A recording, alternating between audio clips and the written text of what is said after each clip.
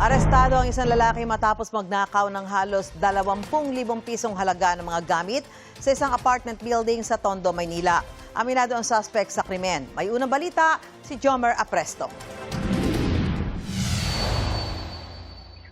Aakalain mong residente ang lalaking yan na bumababa sa second floor ng isang apartment building sa Tondo, Maynila kahapon ng madaling araw.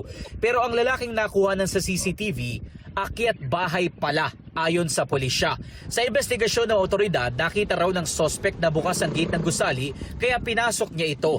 Nasa labas daw ng unit ng biktima ang rubber shoes at tsinelas na kanyang ninakaw. Natangay ng lalaki ang mahigit 19,000 pesos na halaga ng mga gamit.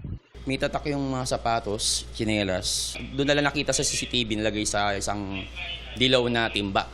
Sabi ng pulisya, umaga na nang malaman ng biktima na nawawala ang kanyang mga gamit. Ayon sa biktima na tumangging humarap sa kamera, humingi siya ng tulong sa kanyang mga kaibigan sa pamamagitan ng social media hanggang makilala ng isang opisyal ng kalapit na barangay ang lalaki. Positibo raw siyang natukoy dahil bukod sa kuha ng CCTV, naiwan niya pa sa mismong nilooban niyang gusali ang kanyang tsinelas. Na-recover sa sospek ang 2 pares ng rubber shoes na aabot sa 13,000 pesos ang halaga. Gayon din ang mismong timba na pinaglagyan niya ng mga ninakaw na gamit. Nabawi rin ang 2 pares ng tsinelas na naibenta na umano ng sospek sa halagang 500 pesos. Aminado naman ang sospek sa kanyang nagawa. Pauwi na rin po dapat ako noon, nakita ko pong bukas. Nakakit po ako, umakyat po ako. Kinuha ko yung sapatos. Pasensya na lang po sa nagawa ko.